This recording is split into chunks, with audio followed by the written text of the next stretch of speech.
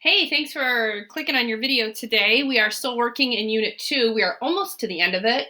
We're actually on Lesson 12 and still working with inequalities.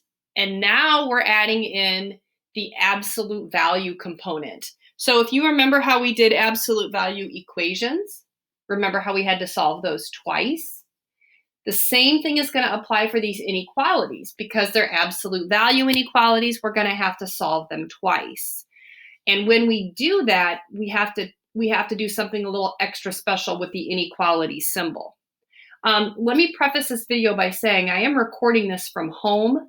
So if you should happen to hear any background noise, say, my dog, just realize that's part of life right now. And I'm doing the best I can to minimize distractions, but to some degree, not everything can be as quiet as it would be if I were recording in my classroom. So I hope you have your notebook handy. I hope you have a calculator handy. I'm telling you, you're going to want to take these notes and write down these examples. I'll do as many examples as we can do without this being an hour-long video, right? We don't want it to take 3 hours to get through every example. So a couple things too, I guess just quick little examples as we get started. You will be solving two different types of absolute value inequalities. Some that will start with the greater than or equal to inequality symbol, and some that will be less than or equal to. Let me show you what happens, how to do these quickly, and then what the graphs end up looking like. The process for solving an absolute value inequality is still solve twice.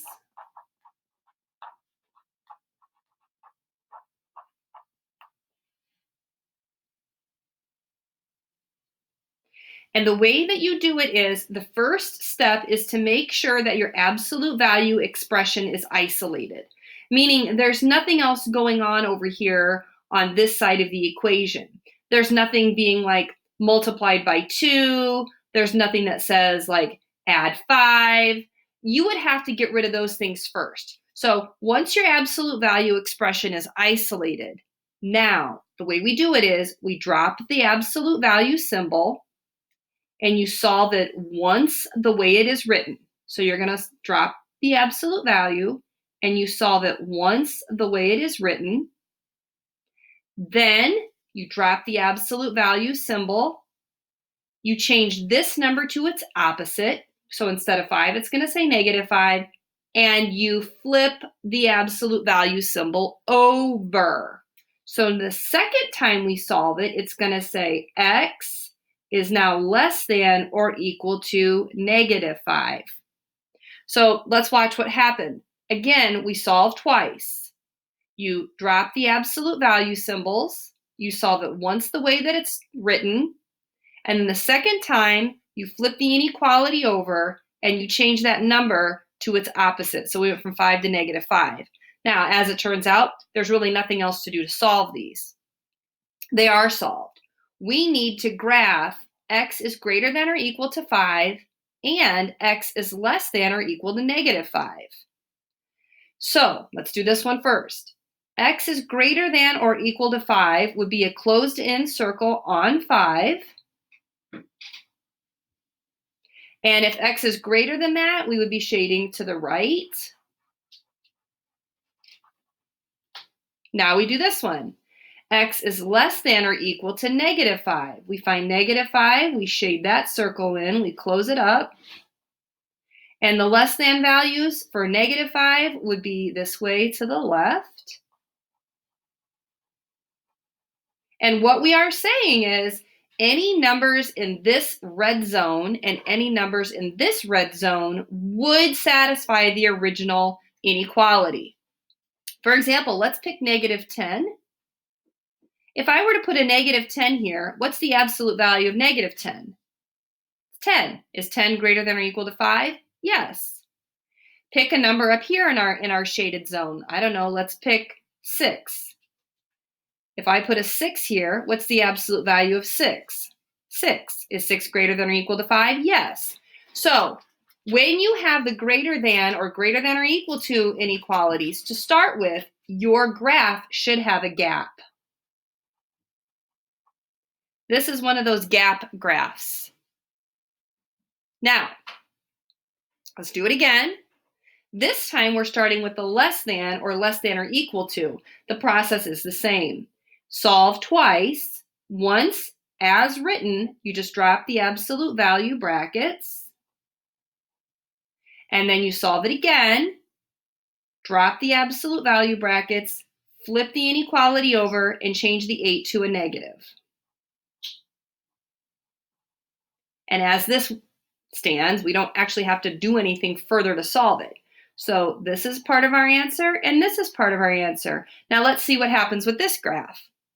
X is less than or equal to 8. So I put a closed-in circle on 8. Less than 8 would go to the left. I don't really have, obviously, the best marker here. And then let's graph this one. X is greater than or equal to negative 8. So now we would have a closed-in circle here at negative 8. I know they're a little hard to see. And greater than or equal to would go to the right. It would go this way. I'll kind of shade below so you can kind of see. Do you see how this graph has what we call an overlap?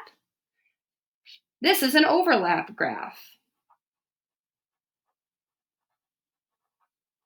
And that means any numbers in the overlapping zone would satisfy the original inequality. Let's pick one. Let's pick negative 2. What's the absolute value of negative 2? It's 2. And is 2 less than or equal to 8? Yes. So any value in the overlap would work. Now, in a nutshell, I've just already taught you basically the entire lesson. I've taught you what has to happen. You solve them twice, once the way that it's written, but the second time is where you flip that inequality symbol over and change this number to its opposite. So let's do some more.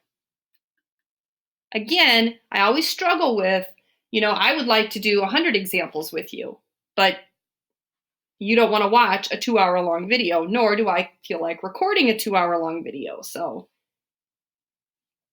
let's do one that's a little bit more involved. We've already done some of the easier ones. Oh, and we are going to practice our interval notation as well.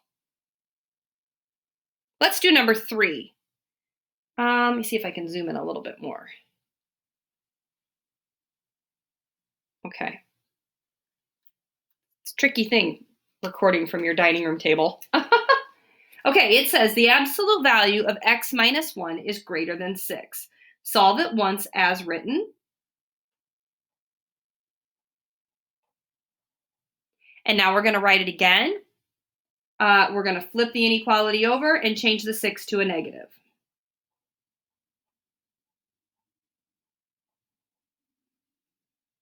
All right, here we go. Now this one these actually have to be solved. Oh, are you noticing my Band-Aids? Don't feel sorry for me. I just had a couple quick, and don't notice how terrible my fingernails look either. It's super embarrassing. Just for the record, in a non-COVID environment, I usually have a beautiful manicure, but obviously I'm not getting my nails done anytime soon, so you got to deal with it. Oh, sorry, I digress. These actually have to be solved.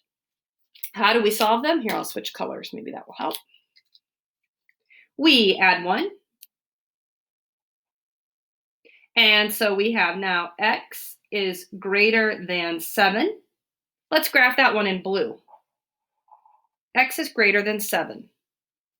That's going to be an open circle on 7, shade to the right. Okay. Now we come back and solve our second inequality. Again, adding 1 to both sides. We'll do this one in green. X is less than negative 5. So let's graph that. That's an open circle on negative 5. And x is less than that, that would be to the left. So this is a gap graph, right? And it should be, because that symbol is one of the gaps, right?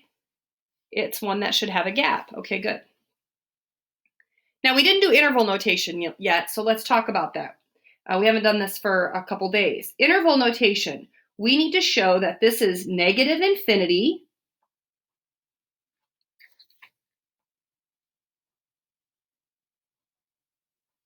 and negative 5. Infinity always gets a parenthesis, and negative 5, because it is an open circle, also gets a parenthesis. If it were a closed-in circle, it would get a bracket. Now we have to do another interval notation for the second half of the graph. So this interval notation goes from 7 to positive infinity. The 7 is open, so it gets a parenthesis, and infinity always gets a parenthesis. So both of these have parentheses because they are both open circles, and parentheses because of negative infinity and positive infinity always have parentheses and not brackets. Okay? Let's do number 6. Let's do that one. Solve twice. Once as written,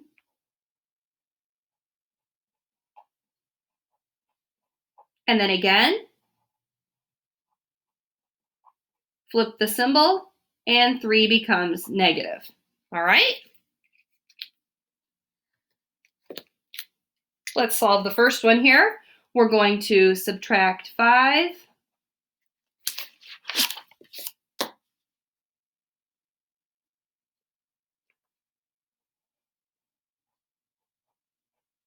Gives us a negative 2. And then divide by 2. Final answer, x is greater than or equal to negative 1. Let's do that one. X is greater than or equal to negative 1. Here's negative 1, gets a closed circle. Greater than would be to the right. Okay? Switch colors.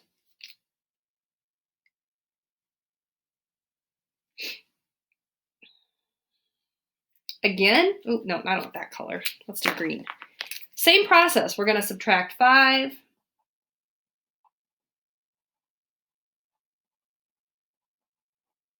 We're going to divide by 2. So x is less than or equal to negative 4. That's a closed-in circle on negative 4. And to be less than that would go to the left. This is another gap. This one has a gap. Okay, now let's do the interval notation.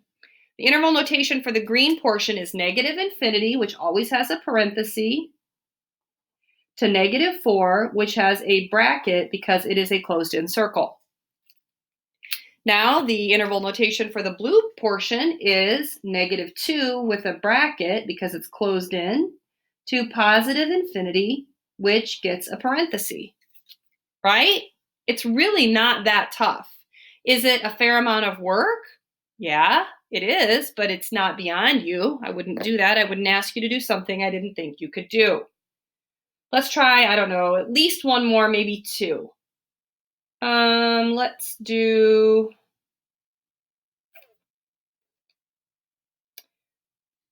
number 9. Let's do this guy. I don't know if you can see what it says. It says negative 3 times the absolute value of 4x minus 8 is less than or equal to negative 36. Okay, remember what I said way back when we started this video? I said the first thing you need to do is make sure your absolute value expression is isolated.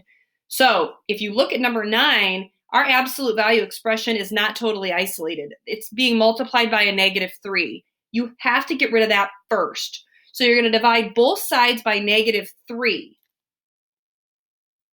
I'm afraid I'm going to run out of room, but we're dividing by negative 3 here and there.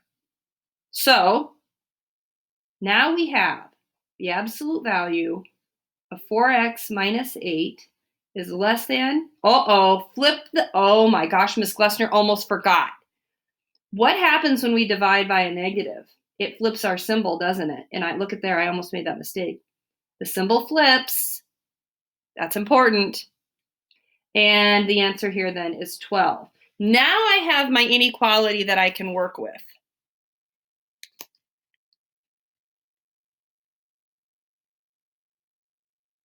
Okay, so I just had to check, make sure I agreed with what the book said to do. We're going to solve it twice. Oh, I'm going to run out of room. That's okay. Well, you know what? Here, let me just get this one out of the way. So if we have to run over into this next space, we can. Okay, there we go. We'll just skip right over that one.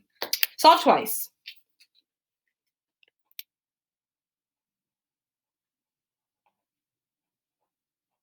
Once as written, and then flip the sign back over, and the 12 becomes negative. All right, let's do this one first. We're going to add 8.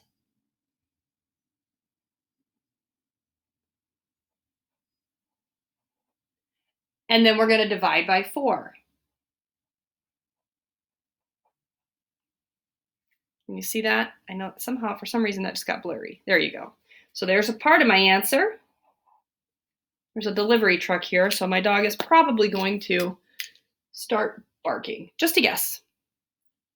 All right, next one. Add 8. Divide by 4. This will be interesting. Let's see what happens to this graph. We'll graph the blue one first. X is greater than or equal to 5. So that's a closed-in circle on 5. Greater than or equal to 5 would be moving to the right. And we'll do the green one.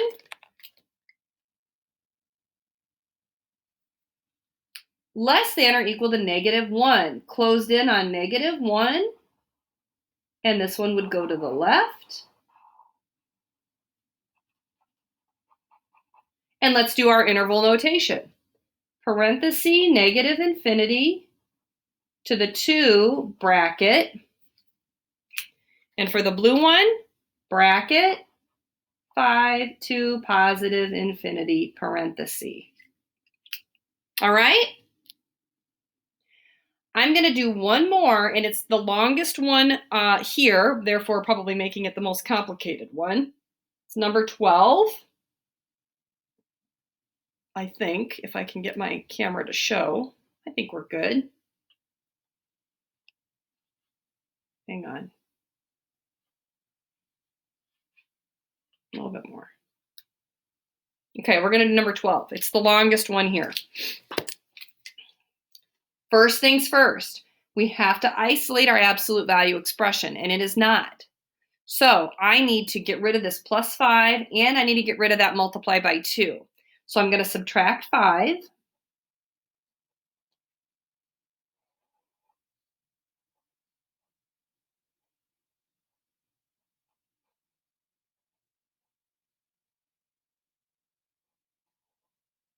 Oh, I'm not sure why that's not focusing very well.